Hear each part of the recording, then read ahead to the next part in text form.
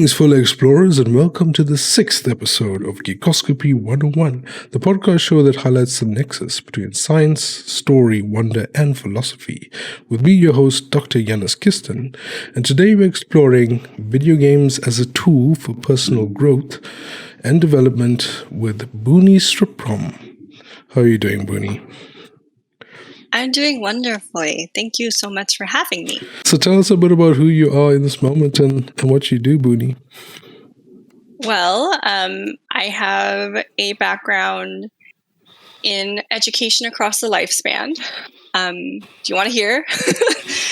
Yeah, go for it. I have a degree in photography, studio arts. I failed computer science, and then I switched to art. I wanted to pursue a minor in education. I didn't finish that. I wanted to pursue a minor in digital art. I didn't finish that. I wanted to pursue a minor in Japanese. I didn't finish that either, but I graduated with my bachelor's in studio arts. And then the first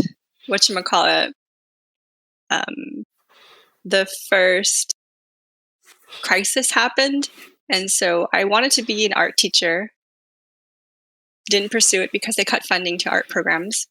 And then I delved around, explored. I studied child development and accounting for a couple of years. And then I was a preschool teacher. And that's where I found my fascination with child development, human behavior, the parent-child dynamic, and education systems. And then I started going into special needs, special education, autism programs, and special day classes with the school districts. And then I also realized, additionally, there's more dynamics going on here. There's more levels of equity, preparedness to teach people and children who are different, the levels of motivation for why people are coming in to help. So helping professions for me is a huge fascination. And being an observer, whether it's me training people or being trained myself, it's just a constant human dynamic that I'm picking up and being very curious about. And so I took those with me and decided, you know what, I want to learn more. I see a lot of injustice going on. I see a lot of certain children being ignored at school. Mm-hmm. And I see certain things people are getting away with in school because of my personal relationship with school and being an invisible child. I use my own story to kind of motivate myself to keep going because there's that little child in me that needs justice and to be fought for. And I will continue to want to fight for other children as well. And then I delved into clinical psychology. So, pairing it with gaming, because you're going to talk about gaming with me, I used video games to develop this persona for a while with World of Warcraft.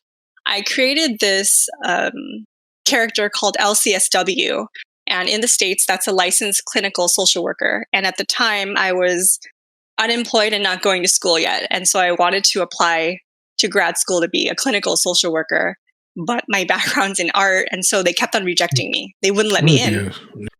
And so I was like delving into the archetype, the persona of what is my goal, what I want to be through the game. And then someone messaged me online. He said, "Are you a social worker? Are you one of us?" And I said, "Well, I want to be. The goal is to be one." And he said, "Well, keep it up. I believe that you'll get there."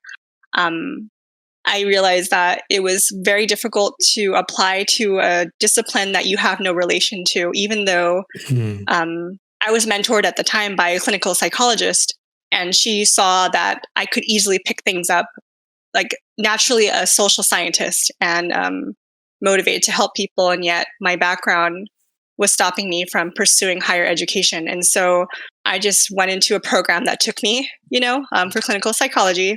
Yep. I learned what I needed to. And then I worked again in school systems where I interned for my hours as a school counselor intern for elementary school. And then after I graduated, I worked in county mental health for a little bit. Worked in private practice for psychotherapy for a little bit as well. And then I came out working in an art college as their personal counselor. And then where I am at now is I am a life coach for the gifted and creative.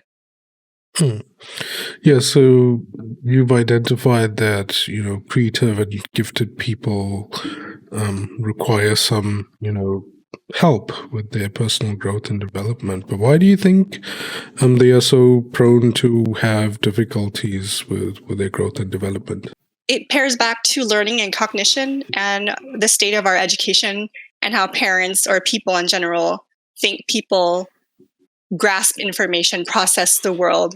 That is kind of just my lens of viewing individuals. It tends to get muddy when we group people in terms of the average or whatever works for the majority of people. I tend to look at defending the underdog. It's about who is not getting their needs met, who is not being spoken up for. And that to me comes out through those who are creative thinkers and those who are what you would call gifted, however you tend to measure it or identify it. For people who think outside the box, who are divergent thinkers, who feel stimulation differently, this world is not easy for you. The world wants to beat you back up into a box and tell you, stop. You're making it difficult for everybody else because you're not conforming. And I know that word is kind of like, you can cringe when you hear it, but that is what society is trying to do with us. They want us to be, like you said, the factory workers. I've been listening to Ungifted by Scott Barry Kaufman, and it's like the same things that have been perpetuating over and over again. We need to stop it. Sooner or later, we're going to need to stop it. And we're missing out on the great minds, on a better way of living when we tell our gifted thinkers and creative minds that you're flawed, you're a nuisance, and you're not teachable. So it comes back again, that's why I thought I love the last podcast, because for me, psychology and education blend together. It shapes a human identity. It shapes your self-concept. It shapes so much because it manifests again and again cycles of generational things that we have to re-examine. You can't just keep on doing things without examining whether they're working or not. And that's, I think, what the creative minds and gifted people can do. We can make it uncomfortable, but we can also make it beautiful for society to improve quality of life, because we're scared of change. We're so scared of change. And yet, if there's enough brave people willing to sacrifice whatever it is people think about them to push for uncertainty, to go beyond what we know, then we can have a better society. We don't have to keep it this way. Did I answer your question? Yeah. No, you definitely did. Okay. And I kind of agree with you, because we are, I think, modern. Well, not exactly modern, but definitely in the 90s and early 2000s, we were all told that we need to go to school and like get pieces of paper that'll give us some kind of prestige and that'll help us out in life. But that was kind of a fake story. It might have been a good story in the 90s and the 80s, right. But modern life just changes too rapidly for there to be this, stock standard way of living it. And the way the stock standard way is now doesn't really help. It was made to make factory workers. That's the science, that's the history, that's the fact. And it has not been updated. Well, I mean, some countries are doing it, and they're doing different ways of teaching. But definitely, I think in the US and South Africa, it's just a boring way of going through life, I think. Definitely for your, these are formative years, Right. And if you are spending them just being bored or not engaging with what you're learning, you're just setting yourself back. You could have spent that time doing anything else and it might have been more useful than actually just going to school and learning a bunch of facts. Not that it's totally 100% useless. It's definitely useful. But I definitely think that, like you said, different types of personalities need to be catered for, and that might be tough to do. But it's definitely worth examining, like you said, like re-examine how we do things and maybe try and find modern ways. Because I think the science is also like there. Like the science says that, there needs to be more engagement in what you do in order to learn it. Like it's not like just throwing a bunch of facts at a student. It doesn't necessarily teach them how to live life. They might learn the facts, and so some students will just learn things for the exam and then just be done and not use it in their life ever again. And that's a bit worrying.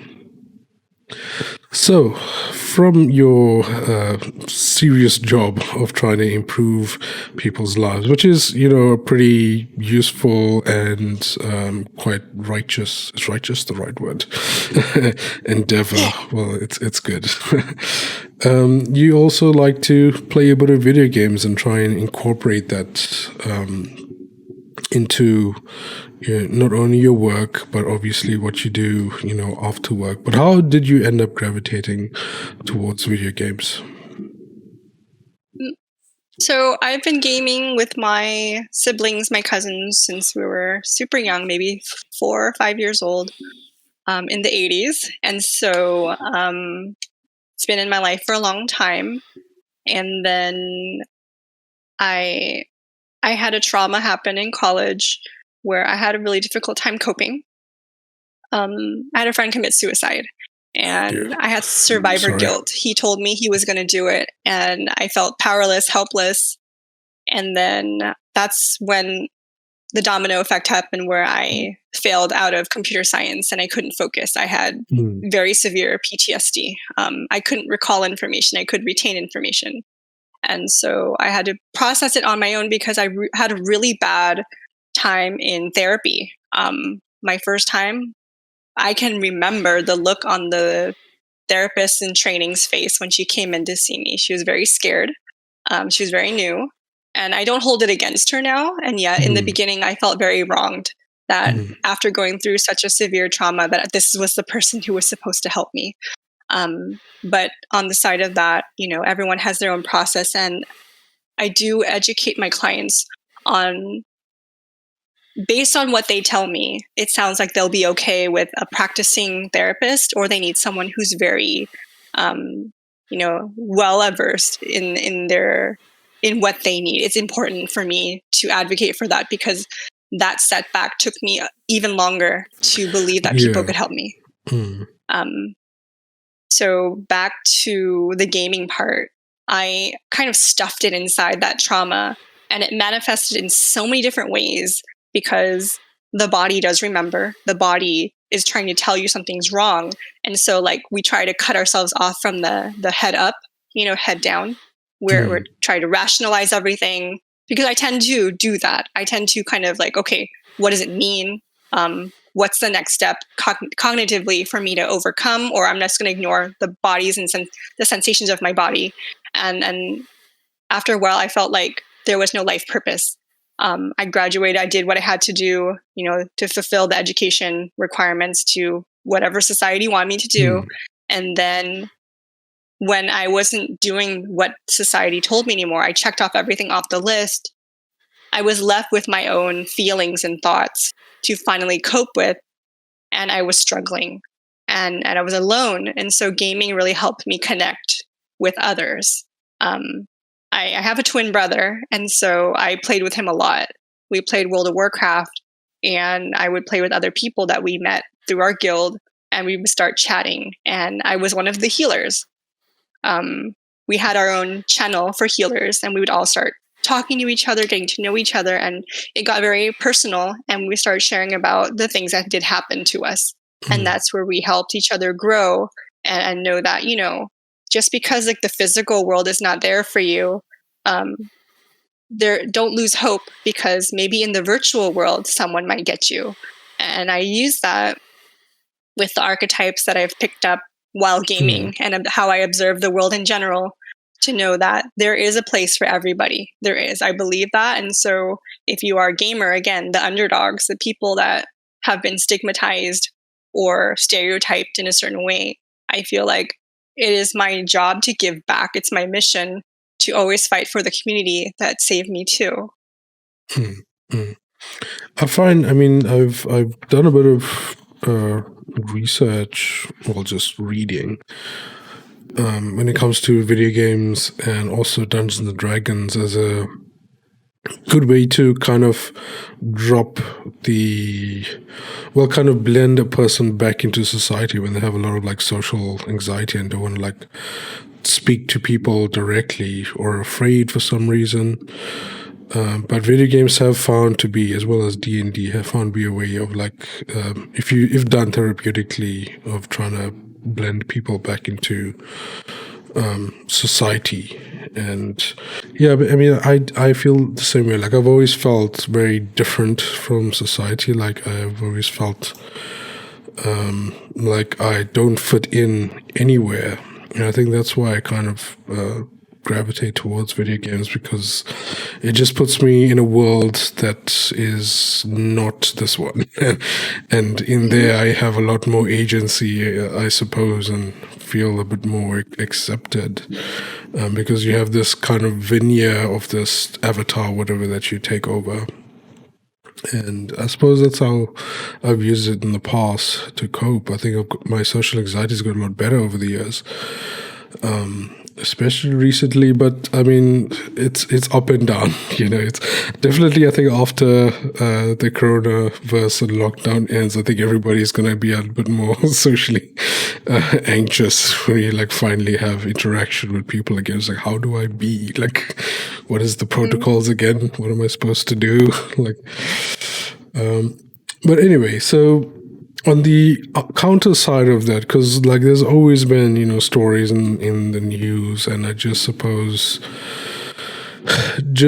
I suppose word of mouth types of misconceptions about video games. But in your opinion, at what point does video games become detrimental to your health and not helpful anymore?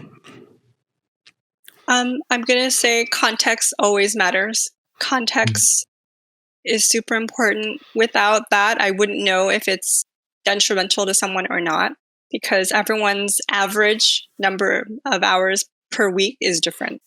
Everyone has a different threshold. Everyone has a different capacity to continue daily functioning, to get certain needs met, take care of yourself. And so I would measure it by,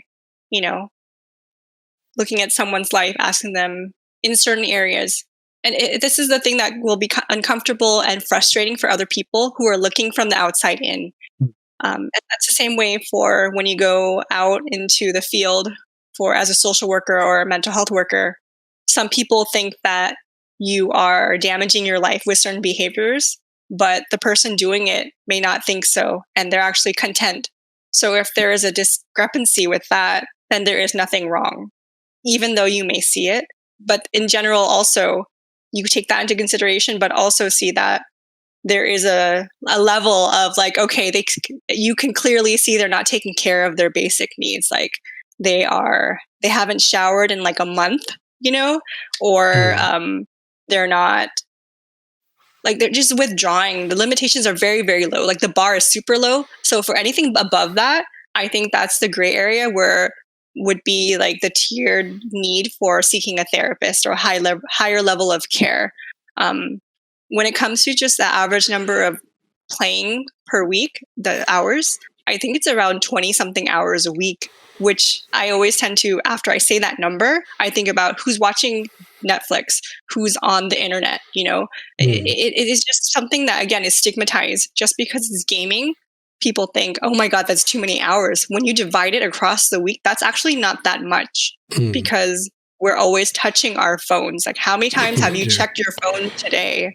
It's a lot. And yet again, the stigma and wanting to target our frustrations of society or what's not going right, we're going to pick the most vulnerable group, the geeky people who can't really defend themselves, because we're going to pick and choose from your culture, but we're not going to embrace all of it. And that's what I hate about acculturation. Geek culture has been commodified for the superhero movies, for cosplay conventions, and yet we're still not embraced as a whole. Like you guys want to take from us, and yet you guys want to beat us up at the same time. It feels like high school. Sorry. No, that's an interesting take, and I agree with it. I just feel like it's because it's a new medium, and there hasn't been now a medium past it. I don't know if we can get it. Like, I think the next medium will probably be like VR or something. But I mean, throughout history, like every time there's a new medium, there's always a push against it because the older generation was doing something else and they got through life, without this new medium. Right. And like you see, I think it happened with radio. It definitely happened with TV, like back in the 70s and 80s. And, I think it'll continue to happen the more and more technology advances and there's a different thing taking up people's attention. And there'll always be these extremes that you get to like pick on and be like, okay, that's an extreme person. Right. That person played video games for like 72 hours straight and like ended up in a coma and like, okay, everybody is going to be that bad. Which is, it's Right. always a thing because it's just sensationalization. Is that the right word? Right, exactly. That's the thing that I noticed too. I mean, what the media does it, we do it with certain groups of people if we have limited access to information or we choose not to pursue more information. You take the most sensational thing, that act or behavior becomes what you pair with every other person in the population. And that's dangerous. That is very dangerous. Yeah, for sure. And there's always weird things going on, especially like video games causing violence. I think that's one of like the dumbest arguments ever. I haven't fully delved into like the science. I want to, because I want to do a video where I like read all of the papers, the psychology papers, and then come to a conclusion. Even though I kind of know what the conclusion I'm going to come to. Yeah. But what's your view on it being involved in psychology and personal growth? So it is interesting because I engage and observe in the mental health community. I'm in a lot of therapist groups as a coach, and I'm there as a referral source. I'm there as someone who will share information or resources on the populations that I am familiar with and want to make sure that they have the best care.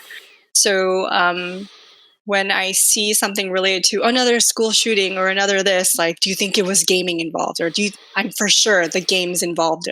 It made that person turn around and like something went off or something like that. And for me, again, it's about setting the record straight. Like, you don't know that for sure. And I'm thinking, how many gamers have not shot up a school? How many gamers have not turned their anger around and just like took all these steps to buy weapons, plan these things to go out and just really do harm to people that aren't even related to them, or they got wronged because they were bullied? Yes, it's a very serious problem. And yet, again, instead of looking for the systems that are responsible, because this is a very complicated thing. So that's why I think when we integrate multiple disciplines, that's the only way to really find the true, at least some correlation that leads towards truth. When we are tunnel visioned through mental health, like there's something wrong. Okay, the mental health problem is we stigmatize people. Like, the medical model for me in terms of mental health is very damaging.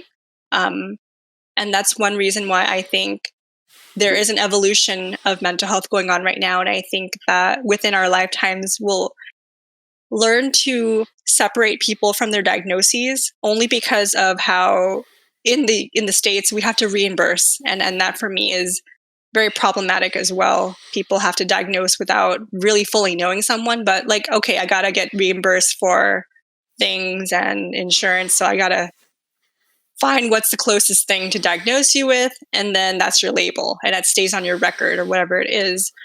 And so, what was I talking about? Video games causing violence. Okay. So,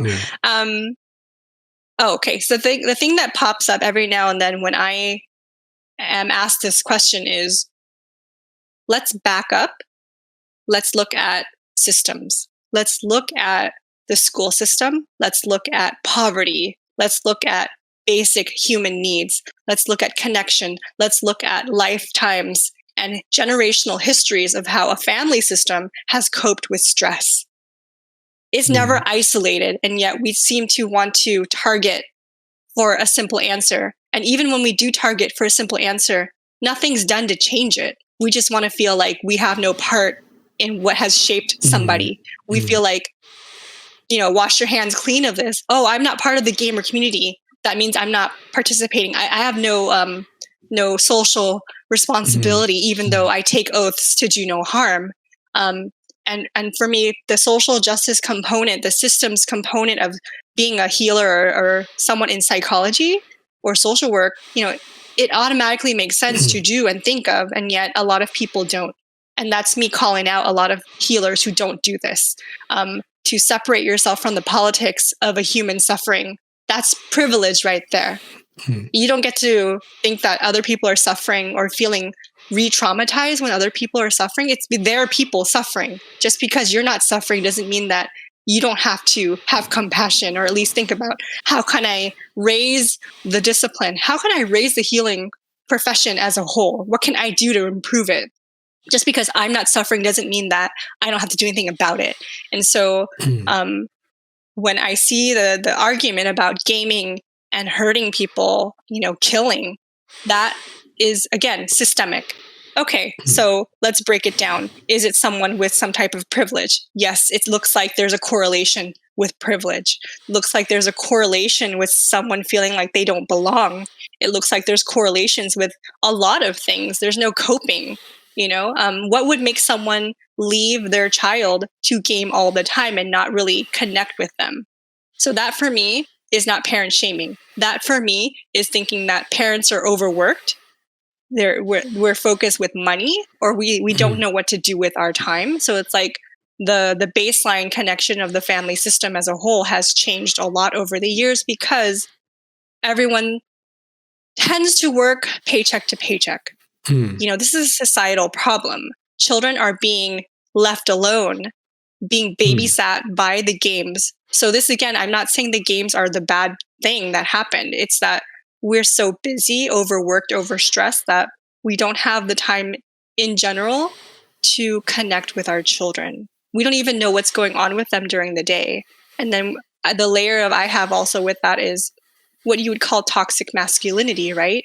We tell our boys and men they can't feel a certain way, and they have to associate that with shame, probably, or being less than a man, less than a boy, because they can't cry, they can't be vulnerable. And these are real things that boys and men, masculine people have to suffer through alone. It's a silent epidemic, and then now we have like women empowerment, and there's a lot of lost men, a lot of lost boys who don't know where do they fit.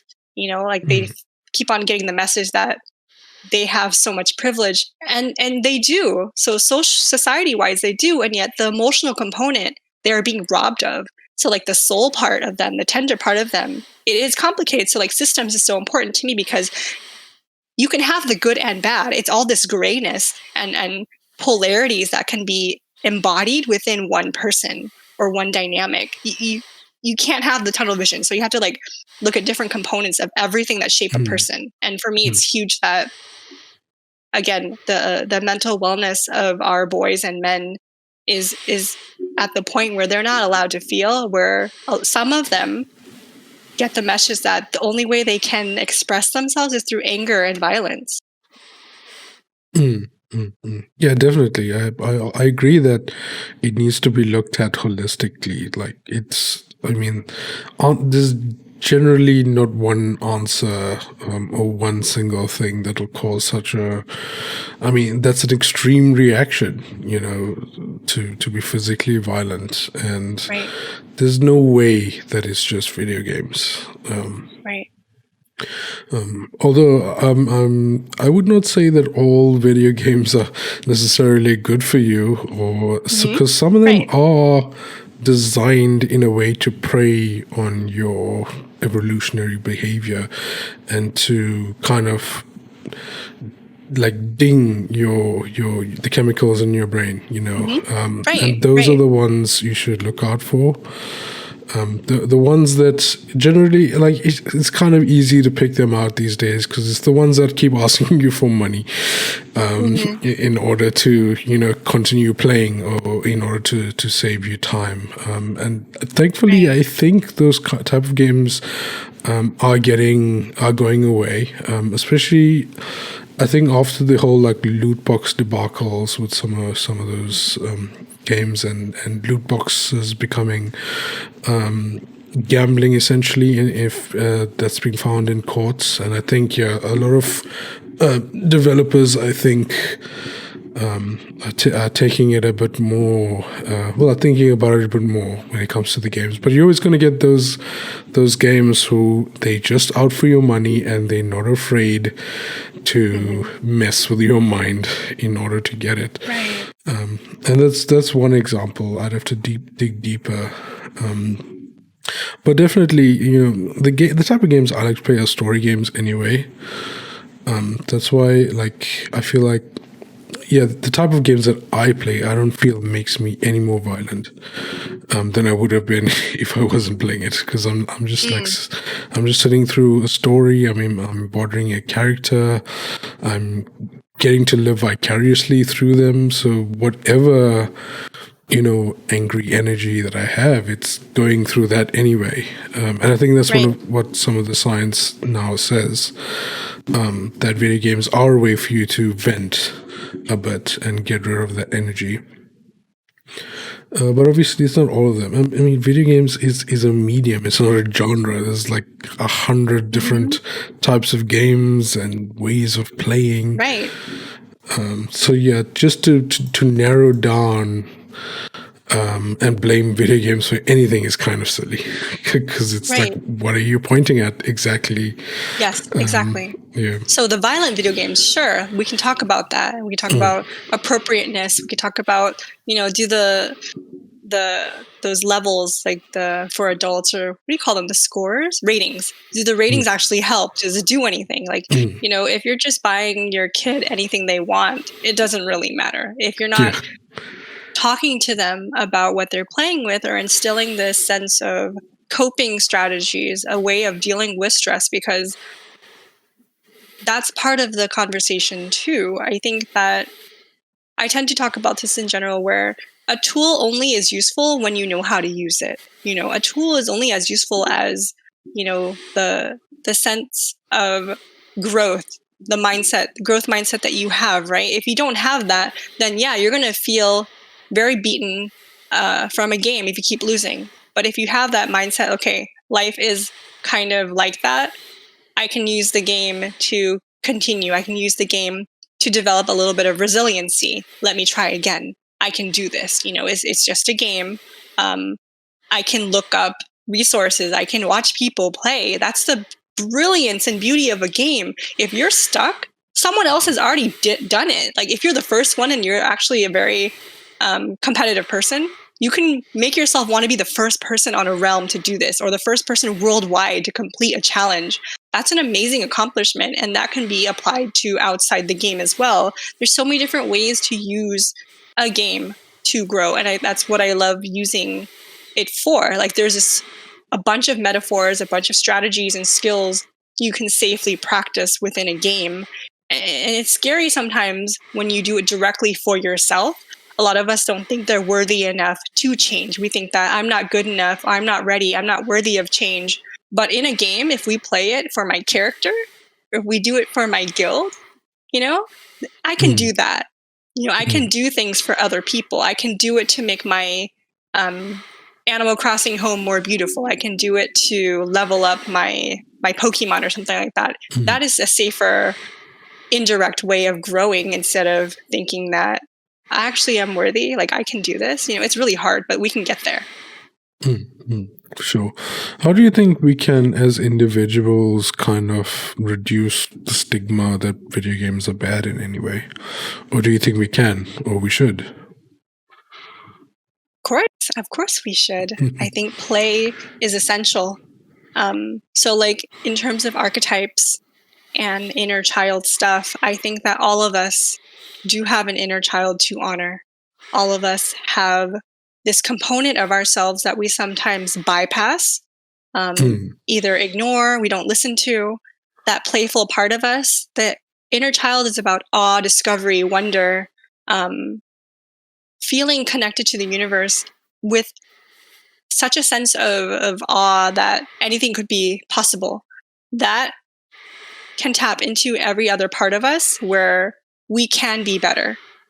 There's no endless, there's no end to who I can be when I'm a child. I can imagine anything. I can trust people because the world has not broken me yet. The world hasn't proven itself to be an unsafe place. And yet after a while, when we do grow up, these messages do get taught. We experience something where we don't feel safe anymore. And so to nurture our inner child, whether it's through gaming or making art, creation, I think it's important for anyone to do, whether it's to heal or grow. If it's to heal, I think that would be something to do with a therapist. If it's to grow, I think you can do that with a coach or someone who's familiar with archetypes. Yeah, that sounds pretty cool. I agree with that. And I also think it helps, gaming in general just helps with a sense of wonder that might have been beaten out of you through school. Yes. I think having that form of imagination, I think like Dungeons and Dragons helps a lot with this. I think it's probably one of the top ways of bringing back imagination into like your everyday life. But video games also manages to pull it out pretty well. But it's just that like the sense of it's like overwhelmed, but not in a negative way. It's like, okay, there's this entire world that's existing, or I'm just making up in my head, and I get to go there and do this, and I think it feels like it gives you a sense of agency that you might not have in your everyday life if you feel kind of stuck. And it really helps with like, okay, I can do stuff. I have power. I have knowledge, and so that's how I kind of feel about it. Yes. So when I observe children, for me, the hugest gift you can give a child is to give them that autonomy to be independent through a game. If they're playing a game with you, let them lead, because their entire life is led by adults and authority figures. But through this game, the one time in their life where they actually can be the hero, they can actually have power, is through play. No one else is telling them what to do. If they are being told what to do all the time, they can finally fight back or speak up through whatever metaphors is coming out in the play. And that's super powerful, like related to our inner child. If we have bosses that don't listen to us, if we live in a society that isn't being honored or honoring who we are, we're constantly just like being beat down all the time. Like, that autonomy is so important. That's why play for me is a number one thing for someone to do, because society is so constricted, because we have so many things that we don't have control over because we have to survive. And so it's kind of like this wanting to find balance and reclaim our voice and our power. That's what play can do for me. That's what I think it can do for so many people. Yeah, I definitely agree. So, Boonie, if you had all the resources and were tasked with the development or directing the development of a video game, what kind of game would you make? So, I like sandbox games like Minecraft with different options. And so I would throw in the archetype stuff for sure. So you would have the ability to build your own world. I like the artwork of League of Legends. It's very fantasy-like, where different heroes and archetypes can work together to, I guess, meet an objective, and yet that's an option. I think some people who are more cerebral and creative and hyper-focused tend to like games like Minecraft, right? I have friends who they've been wanting me to play for years on their server, but I've stopped because once I start, I will play for hours at a time and I don't want to stop. But some people need that, and I think that is very valuable. Some people who have such mental energy and the creativity that they have is beyond the human realm. It's beyond our reality, where they have to go into a game and build for hundreds of hours this magical realm that reflects their cognition.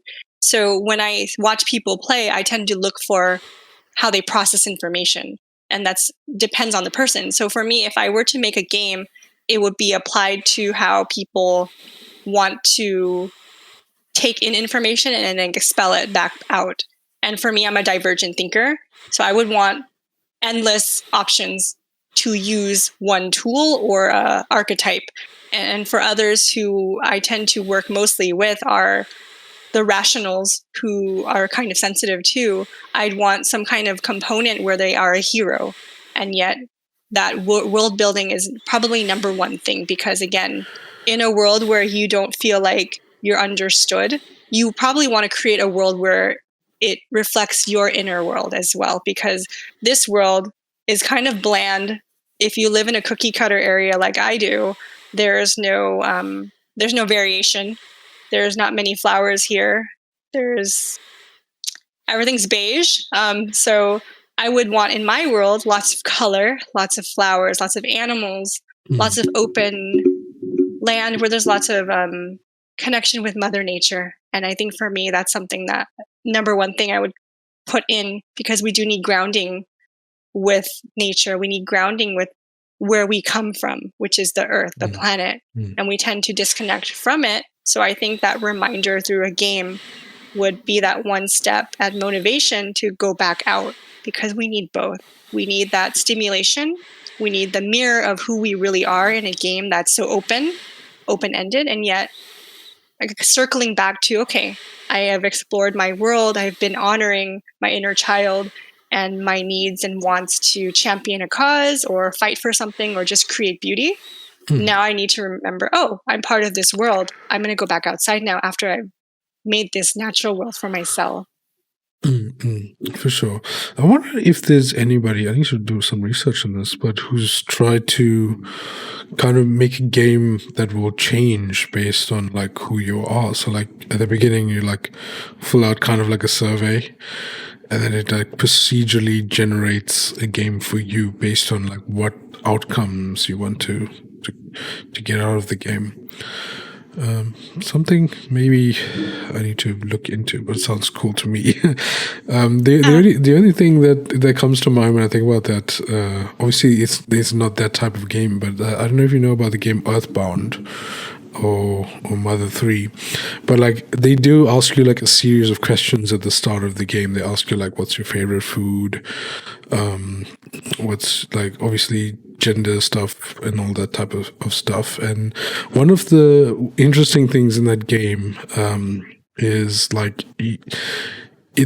at some point, if you had left home for long enough, it'll tell you, okay, you're craving like your favorite food, and that you should like call your mother and like check in with her. And it's like that's like kind of the closest thing I thought about, because it's like, okay, this game's actually thinking, okay, if a kid was going out in the world, like they would be like, it's not necessarily like Pokemon where there's a 10-year-old kid just like running around and like battling stuff, and he's just fine. Like for years he's just fine. But I think Earthbound kind of it approaches it differently, because it's like, okay, this is a weird situation. Like you're a kid going around fighting these monsters and stuff. What could you have been doing? Like homesickness would be one of them. Like if you were leaving home for a long period of time, going out on these adventures, and like, you know, you're fighting these tough battles, and, you know, sometimes putting your life on the line. At some point you'd want to like, you know, just have your mother's cooking. Yeah. So yeah, that's one of those things that came to my mind. So you recently started, well, I don't know about recently, but I found you recently starting a Twitch channel. So playing games and live streaming them to the internet for other people to watch. How do you feel like this platform has a potential for personal growth and development or mental health? Or do you think it might detract from it in any way? Oh man. So There is so much potential here. I've actually been introduced to Dr. K. Someone who follows me messaged me saying, "Hey, you're kind of doing what Dr. K is doing." I'm like, "Who's that?" So I looked him up, and he has a huge following, like 100,000 people. And he is a psychiatrist, though. And I think that he's doing great things. I think that there's room and space for different organizations to speak to the gaming community. Whoever resonates with you, we can do good together. And I think that when in terms of him as more of like the medical science part of it and the way he interviews gamers, that's one format for it. And he also leads meditations, which I think is super awesome.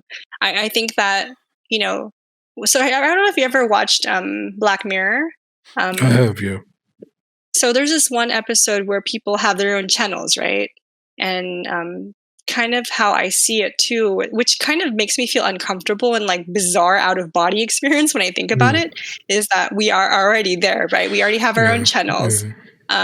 We're all promoting ourselves and we're selling ourselves for a price.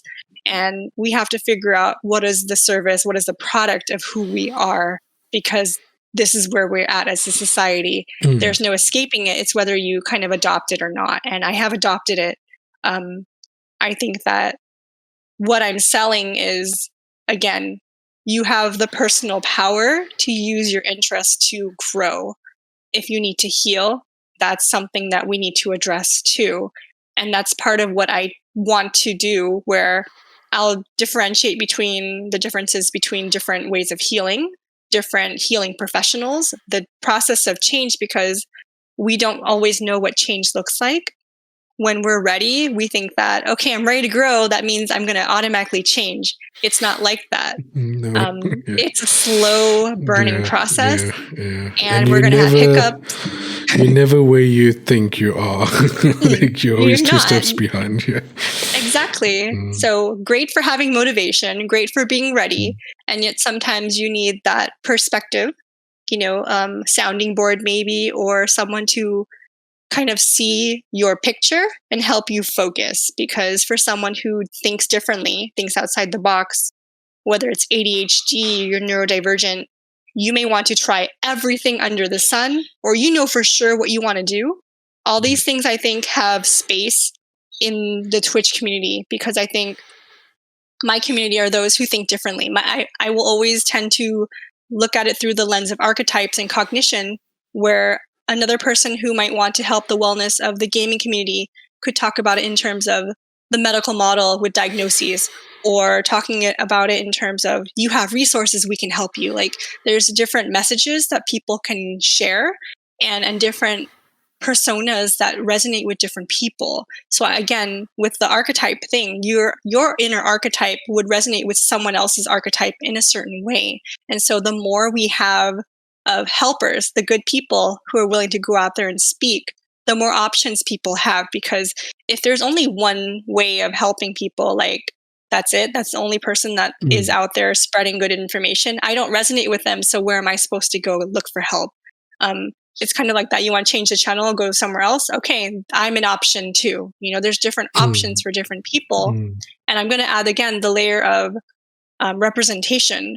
I don't see a lot of collectivist people, people of color in the community. And I think that here's my invitation for you to come in, because I also know that I think it's harder for Black gamers to get recognition for the things that they do.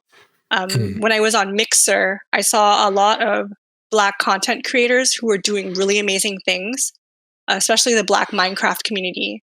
They were raising money for causes, donating, making really good stream content on things that matter, talking about education, talking about, the struggles of different communities. And that for me was like, Mixer is so small compared to Twitch. It's like this tiny little fish. Well, it doesn't even exist anymore.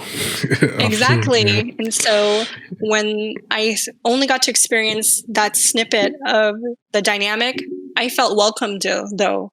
I understand in my perspectives of what it feels like to not be represented, to not see myself in the world as a whole. Like, to be a brown Asian, I don't see myself in Western media. I don't see myself except for like the exotic sidekick or like the the spoils of war, and that is something I can take on myself now. Like, if I don't see myself, what can I do to help other people who might not be asking that question, but unconsciously it's something that they need to. So again, this is another channel to potentially reach more people, maybe different people, and I'm okay with that because everyone has a good message. It might not be the right message for everybody, though. Yeah, definitely different strokes for different folks, but also you need to go to, I suppose, where the attention is, and if you kind of wall yourself up with certain platforms, and you can't spread your message as far as you could have.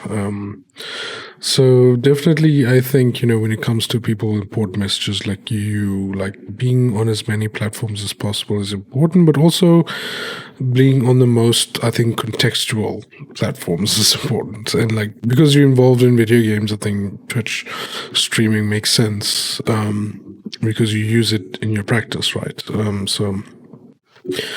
I think, in that vein, I think the science streamers are like starting to come online now with education. I just joined this Discord. What are they called again? It's like knowledge. Let me get it. Yeah, the Knowledge Fellowship. It's a bunch of science streamers. I think most of them are for the West. Yeah. So we're getting different types of people, not just video gamers on the platform. People who want to use their streaming for not just entertainment, but also education as well, or you like personal development and stuff like that. So I think it's definitely it's outgrown. I think Twitch has outgrown its thing of just being a video game, like okay, where to watch FPS or esports or whatever, and it's starting to become more and more useful. And that's one of the reasons why I came through as well. Although I've just been having fun playing video games and making weird voices and stuff.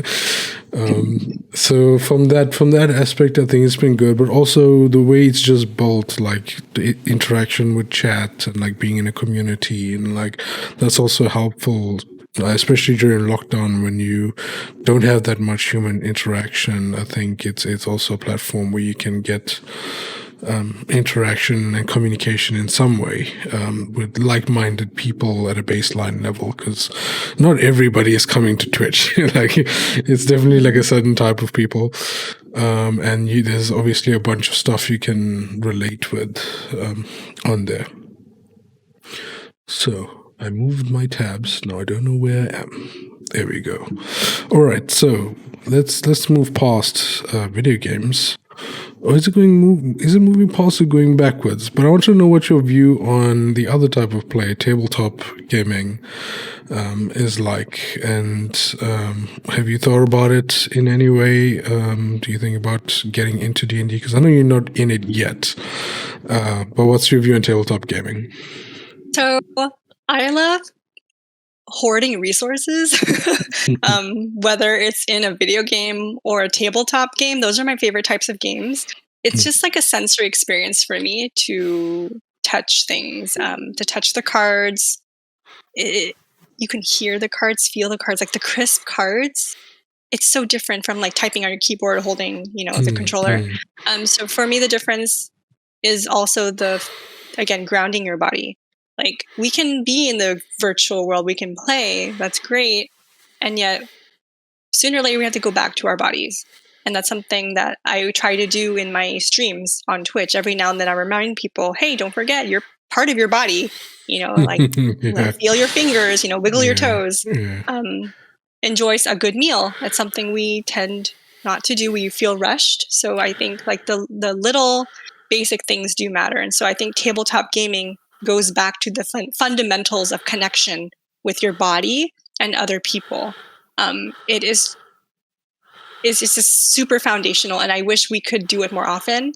Before quarantine, I would kind of frequent 3 comic shops in my area, and they would have different offerings, different game nights, and different Magic the Gathering nights too. The fascination that I have, like you said, you feel like an outsider. I do too. So I will participate, but also as lurking from the sidelines. It is weird as being an observer type of person. That's just me. I accept that I'm an observer. And so I'll go into the game nights and I'll watch people play. And again, it's through the lens of cognition. I'm very fascinated with the thought processes that involve a certain player. If I look at the colors that they play, I can tell it's either part of their personality or the type of gameplay that they're doing, right? If you play red, you're pretty aggressive. If you play white, you like healing and numbers and stacking things and counters and stuff. If you use green, you like big animals and like you want to like bam, big fights and big numbers at the same time. If you're blue, you're kind of like a jerk. You like to like stop people from doing their moves. You counter stuff all the time, right? So like, and black, you like to sacrifice. You're okay with hurting yourself to hurt someone else at the same time. So like, there's all this stuff going on when I look at people play. And that's, again, the fascination and beauty of a human mind. It's not just a game. It's how you process the information in the world. That's the beautiful part of watching someone play, And then that's, again, the wanting to, okay, people know that I like black and white. I'm going to change it up, So I'm going to try a different color, trying to catch them off their toes, but also test myself to see if I can move beyond my comfort zone of always playing black and white. Because black and white is easy. Blue and white is easy too. And so like, I'll challenge myself. And that's something that I think people can do when they learn the rules of a game. I think that's what D&D can potentially do as well. Huge. And yet I haven't been brave enough or comfortable enough to find someone who's wanting to play with me. Like I actually have the manual in the garage. I have been to watch people play. They've invited me. The community is always kind and welcoming. So I'll sit and watch, and it's always fun too. So like archetypally, I am still an observer.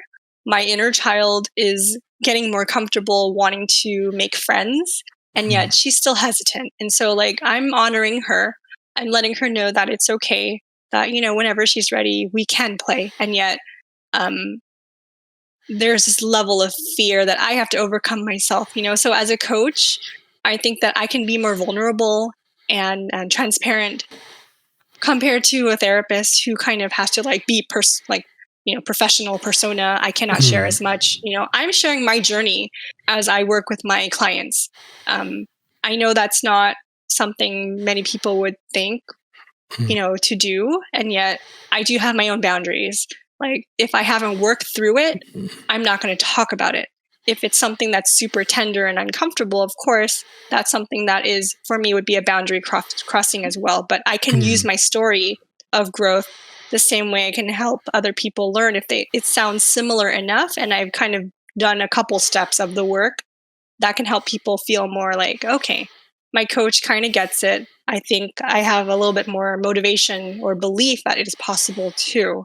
So like the games and the tabletop stuff, it's another extension of who someone is. So like, again, but on top of that is the social support, which I think is very needed. So I think that's something I wish more people would do and more schools would do, would be to teach in a gaming kind of way, because that would really help. Yeah, I don't really think school should have a role-playing club. I think it's a good idea for you to, well, from what the science says, being a role player cognitively or mentally allows you to test out certain things in a low stakes environment with very little pushback or consequence, essentially. Even though there are consequences in the game, but it's like, okay, your body is still going to be fine at the end of it. Your social interactions in real life will still be fine. So that's what this science says, as far as I know, which is useful. Yes, and so that's back to cognition and stuff. I have people in my life who process things a little bit slowly. They may have to practice more than the typical person would have to practice. And because of that, they might be labeled slow. For me, it's just different. Different doesn't mean bad. It just means, okay, if you have to practice 20 times more than other people, we need to practice 20 times more than other people. And that's what gaming can do. You can do it safely without being judged. It's like, okay, I'm going to take a little bit longer. Like for Fortnite, I can't build. It's really hard for me because my fingers get confused, but I'm still going to try. I could probably disappoint my team and lose the game. And yet, you know what?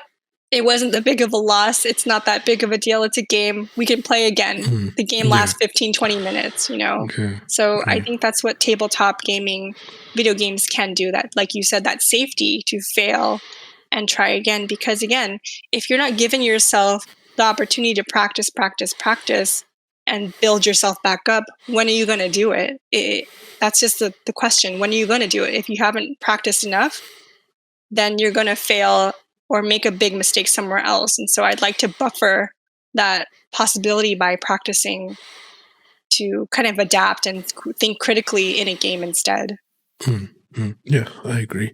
So going back to maybe a deep industry question, but also a deep real life question. But how do you think this global crisis, pandemic, coronavirus thing we're in has affected people and their personal growth journeys? Like, what are some of the sticking points that is happening around the world right now?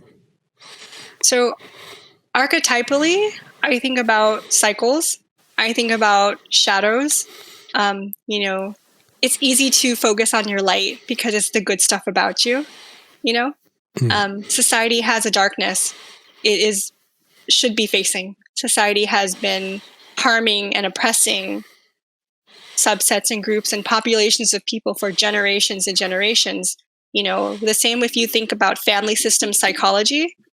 You are the product of all the histories and ghosts that get inherited within the generations that live before you. If you do not heal these ghosts, if you do not address the wounds that have been they've been stuffed inside and then trying to adapt to survive for so many generations, grandparents, parents, you, children, something has evolved and adapted. And now this is it. This is the product that we have. This is society now. So coronavirus is kind of like that mirror, us being social distanced. Again, everything's archetypal. Everything has a metaphor, right? So if we see society with how we're treating one another, if we see the systems that are in place to heal and lift or educate, we see that there's this darkness, this shadow that is at their tipping points. The part of cycles and archetypal growth is if we don't face the darkness that is apparent right now, like it's right in our face, the shadow of everything is in our face, we have a choice as a society. So it's a collective unconscious thing. Collectively, we have to make a decision. Are we going to embrace the shadow and acknowledge that we have harmed people? Are we going to acknowledge that our education system is not working for now? We're making factory workers. We're teaching children to think inside boxes and become robots. We don't want our children to think, and yet it would be the best choice, the betterment of society, to have an educated society, and yet we're not reflecting on these things. And so are we going to go through another cycle where we continue to harm each other? Are we going to go through another cycle where we continue to limit the educational rights and needs of our learners and our students?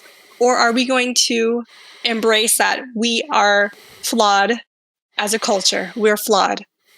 We are not as perfect as we want to be because we're externalizing the bad. When we see someone who's from a different group, they own all the bad stuff, not us.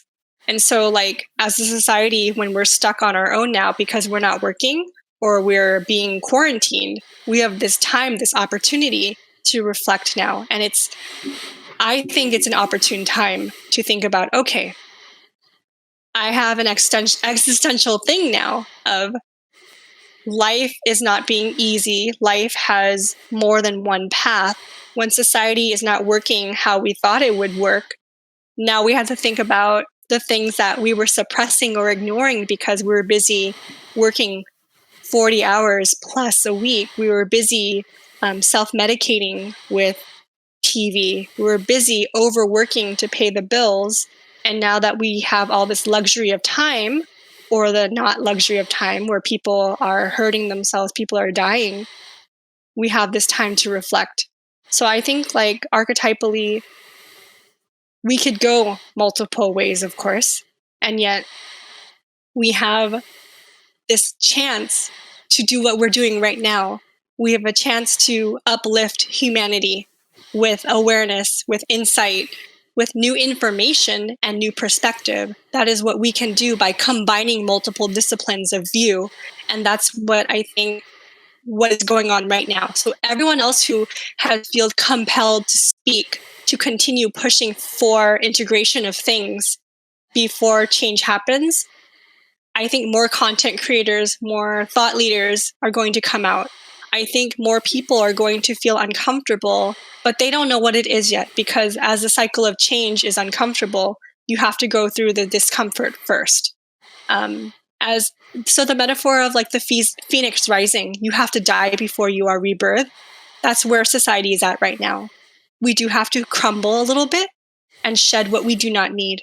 And that is on all of us to figure out which parts of society do you want to keep? Because we're so scared of change. We want to keep everything. That's kind of like hoarding, right? You don't need everything that came with you just because it came with you before. You know, if you're moving, you know it's hard to move to a different house. You got to get rid of some stuff. When you live somewhere for a whole lifetime, you know what you're using. You know what you're not using. And yet that's the struggle of letting go, of dealing with grief, mourning the losses of lifetimes and personalities and parts of you that no longer serve you. You can thank them and let it go. That's part of the dark history of humanity that has to go on right now. I think, yeah, in my own personal life, I also felt shades of that, and it's it's also a bit like uncomfortable to hear it. It's like, okay, you've got to let go of some things, but it's difficult. Let's see. So once this pandemic is over, I don't know when it is going to be, but once we return to some semblance of life, what are you looking forward to in that time? I want to have a gathering, like a barbecue with my family. I miss my family. My parents are kind of stoic in their traditional, Confucian collectivist ways, and yet I want to hug them. I want to see them. I just want to let them know that everything's not okay, but like I'm okay. I get that that's the concern of a parent for a child.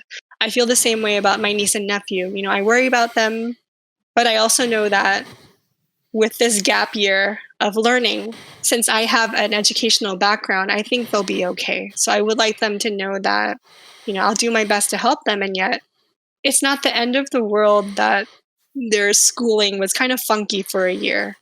Maybe next year too. I don't know. But I would like to just have a nice meal with my family and maybe read a book to the kids. Yeah, that's pretty cool. I had the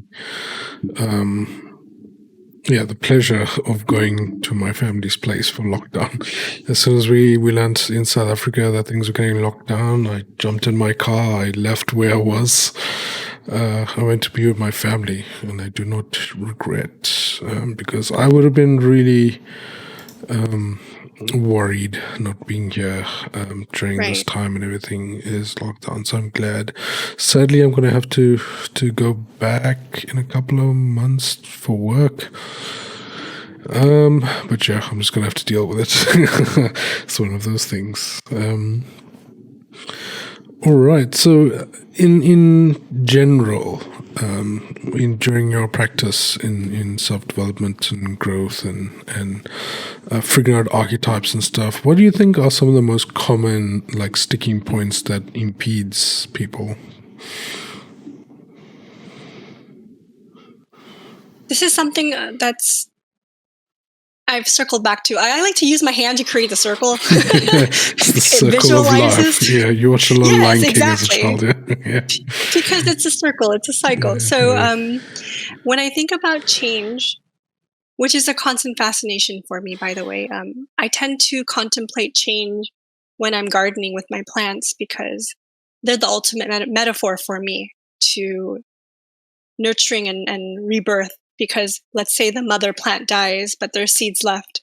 You can always cultivate another birth, and that's okay. It's an evolution of who you are, and you can do the same thing. But when I think about change, a lot of things pop into my head related to readiness for change, the stages of change. So let's talk about readiness. I think that when we are being pushed to change and we're not ready, that's resistance. We're not being seen as who we are. And the story of being a human being, for me, it involves being accepted and loved as who you are, even if you are flawed, because we are. We're all flawed. And yet we're being shamed and taught that this part of you is disgusting. This part of you is bad. Cut it off. You can't cut off an arm. You have to love it. You have to keep it. If you can, if you have an arm, like not everyone does. But like, if you have a part of you that somewhere down the line in your life has been shamed or perceived as bad, we internalize that message. We stop ourselves from growing, from healing, because someone told us, if you're bad, if you're not perfect, you don't deserve to heal. You don't deserve to grow. And so for me, that is something that, again, with the readiness part, is you may never be fully ready for change, because if someone doesn't accept you, it doesn't mirror you as you are loved, then you're going to have to take that to yourself. So it's two-part for me, where I can be that person to help you remember how to love yourself. That's personal empowerment. That's personal development and growth. You are worthy. You came to see me. You're asking questions. You're worth it. But sometimes you may not think you're worth it, but you're here. You have questions. That means a part of you knows. So archetypally, a part of you is speaking up.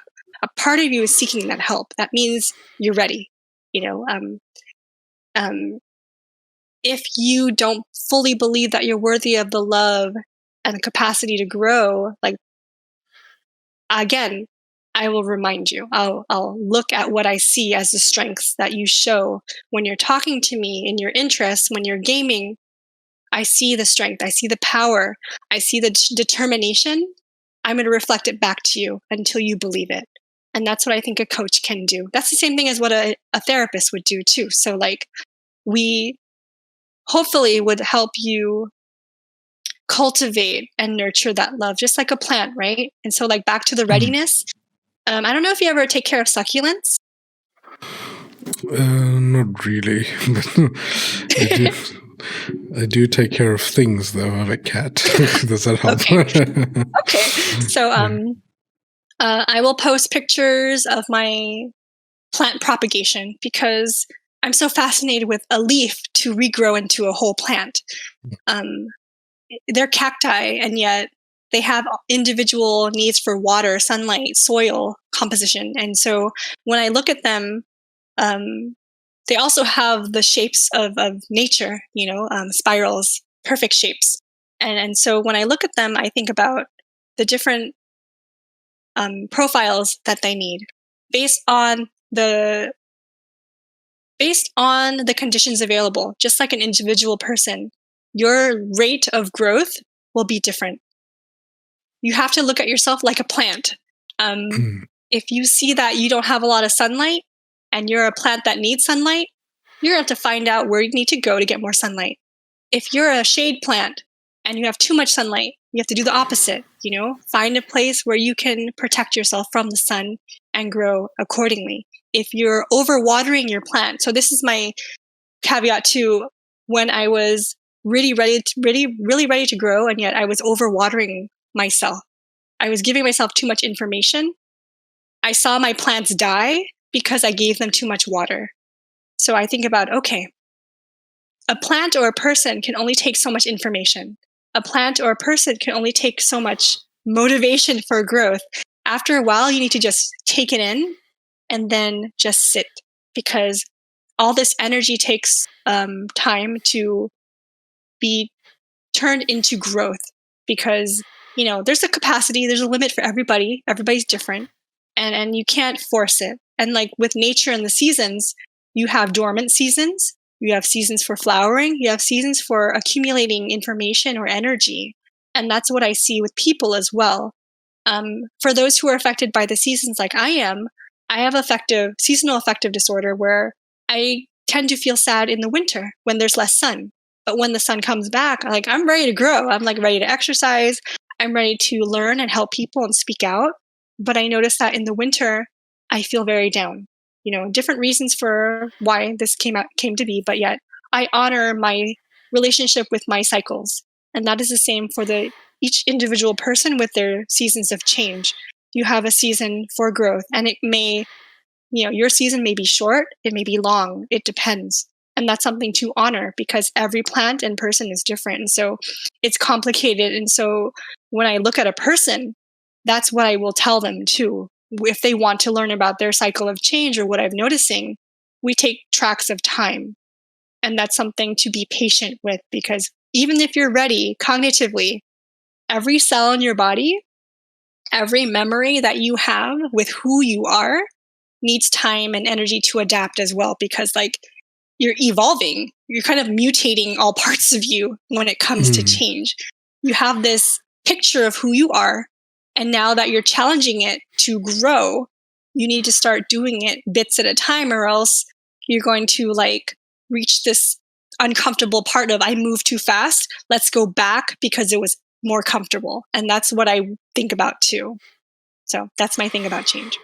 Yeah, it sounds pretty interesting, and I definitely identify with it. But let's go off to some of the fun things. I think you might have mentioned it already, but with your succulents. But when you aren't coaching and gaming, what are you doing with your time? Yes. So my answer is yes. I love my succulents. Yeah. They're my babies. It is, like I said, a sensory experience for me, because since we are so immersed in technology, there is a requirement for a balance to be grounded to the earth.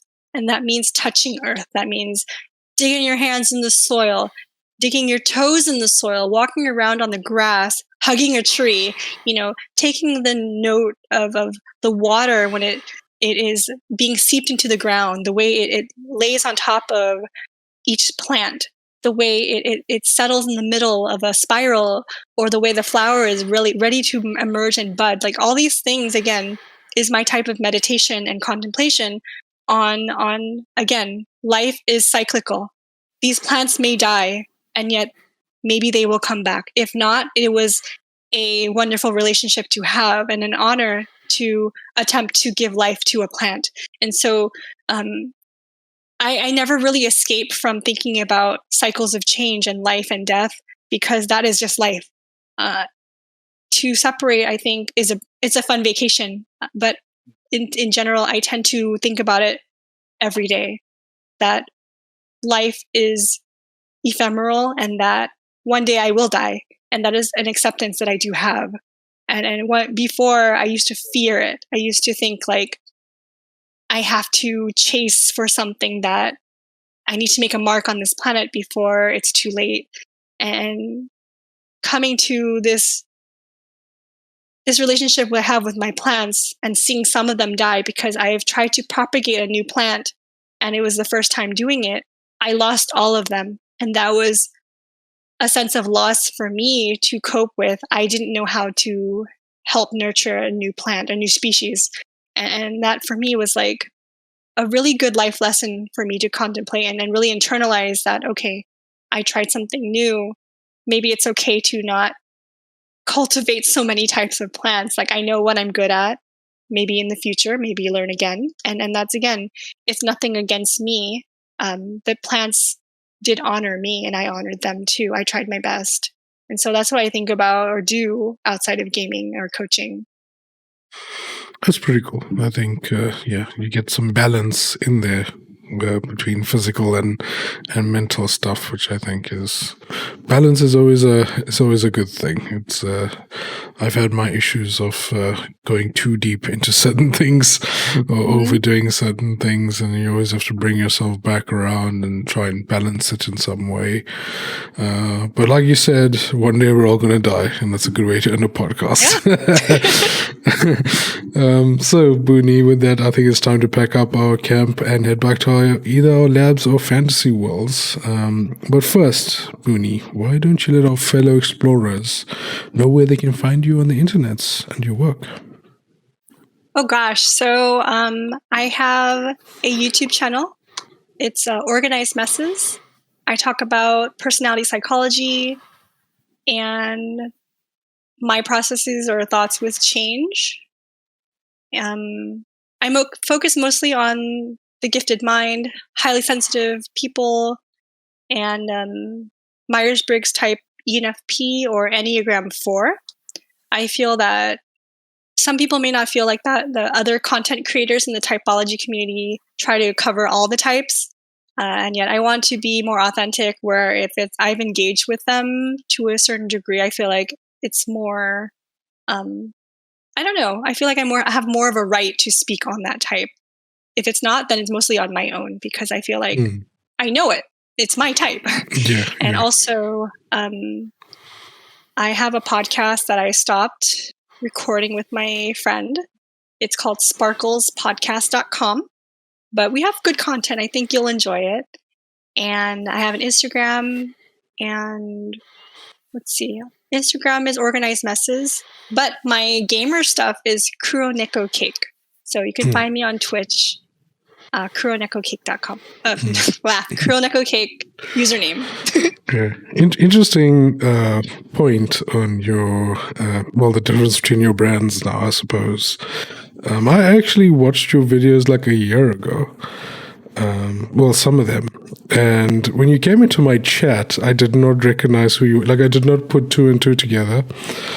And then when you followed me on Twitter, I was like, oh, that's who that is. And I was like, okay, it's cool. So I'm glad we got to connect, because I've actually known about you for a while. Interesting. So it was actually very interesting that you discovered me in reverse. so weird. But yeah, I'm pretty glad we had this chat. It was really interesting. I think everybody at home is getting everybody at home got a little free life coaching lesson. But I'm glad they did. I'm glad to have chat to you, because it was really fun. So thank you, Boonie, for joining us. It was been really fun. And thank you to the listener at home for sparing your time and watching. I hope you guys had fun learning and growing, hopefully, with all of us. But otherwise, stay safe, keep well, stay tuned, and cheers. You can say bye, Boonie. Bye.